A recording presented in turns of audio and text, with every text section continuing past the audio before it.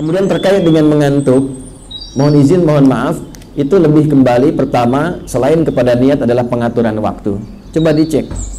Mungkin ada kebiasaan yang menjadi kembali kebiasaan baru sehingga perlu adaptasi kembali. Ya, yang pertama misal belum terbiasa untuk bangun lebih awal ya dalam konteks subuh.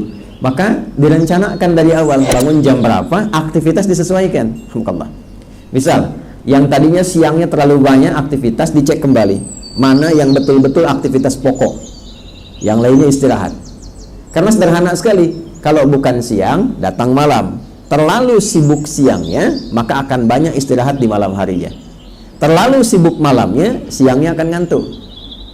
Ya, antum kalau malamnya terus aktivitas, pasti dia akan menuntut, fisik akan menuntut haknya untuk mendapatkan istirahat di siang harinya. Kebalikannya, kalau siangnya terlalu banyak aktivitas, malamnya pun akan demikian. Apalagi kalau siangnya sibuk, malamnya sibuk, tidurnya telat. Terus otomatis, kalaupun dipaksakan bangun dalam keadaan menjelang subuh, itu subuhnya pasti dapat ngantuk. Pasti itu. Maka apa yang dilakukan manajemen Nabi SAW?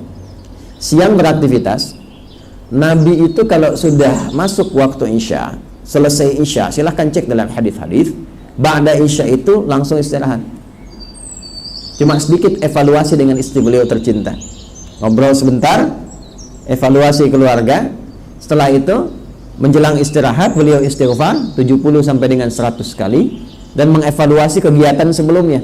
Karena perintah dari Allah, fa idza faraghta fansab wa ila rabbika farghab. Kalau telah selesai yang sebelumnya, dipersiapkan yang akan datang.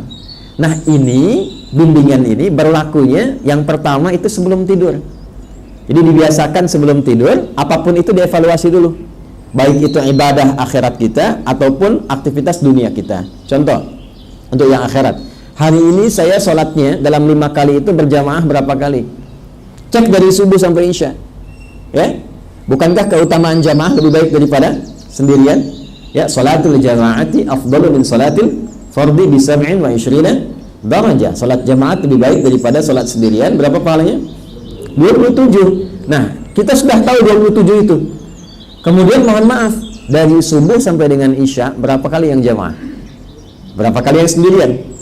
Misal hari kemarin saya jamaahnya 4 kali, 1 belum, satunya di waktu zuhur. Maka rencanakan, minta sama Allah supaya besok kita rencanakan zuhur berjamaah. Kalau perlu malamnya sudah dirinci, subuh di masjid A, zuhur di masjid B, ya kan? Kemudian asar, maghrib sampai Isya. Saya tanya antum Jumatan hari ini akan di mana tuh? Hah?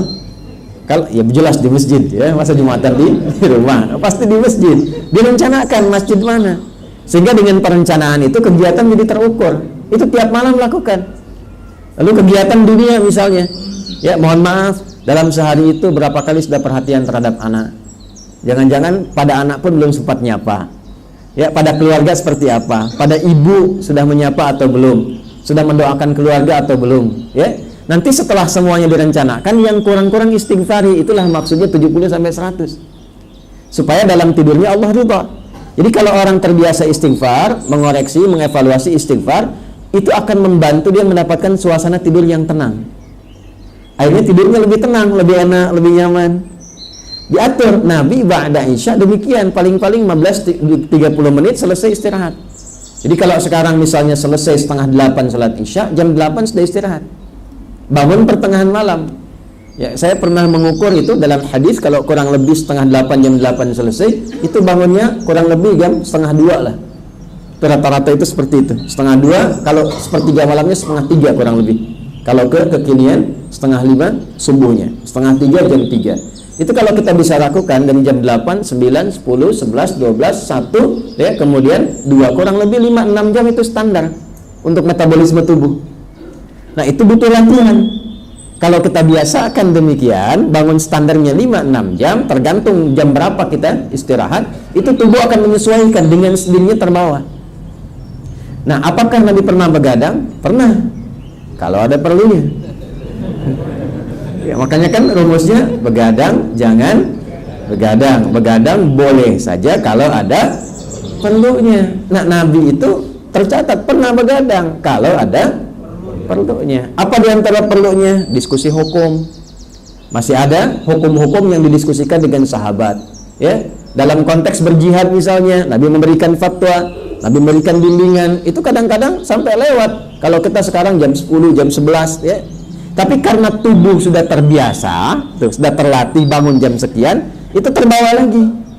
Terbiasa lagi, metabolismenya sudah bisa menyesuaikan. Karena itu mohon izin dicek dulu jam berapa istirahatnya, jam berapa tidurnya. Sekarang dievaluasi kegiatannya, mana yang berkualitas, mana yang tidak berkualitas. Yang kurang-kurang bagus, dikit-sedikit dikurangi. Kalau sudah terbiasa menghindari yang kurang-kurang bermanfaat, itu nanti akan masuk pindah kualitas, langsung ditetapkan oleh Allah kepada calon penghuni surga Firdaus. Ya, nggak cukup dengan amin, kita letakkan dulu, ya.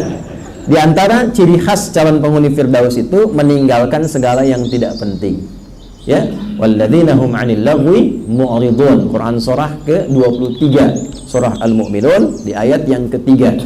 Qad aflahal mu'minun, satu, alladzina hum fi salatihim khashi'un, dua, walladzina hum 'anil lagwi mu'ridun. Yaitu orang-orang yang gemar memfokuskan kegiatannya pada yang bermanfaat saja. Jadi kalau tak bermanfaat sudah tinggalkan. Kita bicara tak bermanfaat, diam. Memandang tak ada manfaatnya, palingkan. Malam-malam nggak ada manfaatnya, untuk apa kemudian diteruskan? Istirahat saja, ya. Wah, ini ada kegiatan bola rame misalnya kan, nah, jamnya bisa mengganggu aktivitas kita. Sekarang kan eranya sudah berubah. Apa yang dilihat malam bisa ditonton besok, ya. Antum nggak dapat ceramah sekarang, besok-besok tayang di YouTube kan, ya kan? Jadi kalau bisa dilihat besok, kenapa dipaksakan malam yang merusak inti ibadah kita? Tahajud tuh nggak bisa dibesokin. Dan tahajud malam ini beda dengan tahajud besok. Jadi kalau nggak dapat malam ini, belum tentu dapat besok. Kan belum tentu hidup. Ya, jelas ya? Ya, baik. Wallahu a'lam bishawab.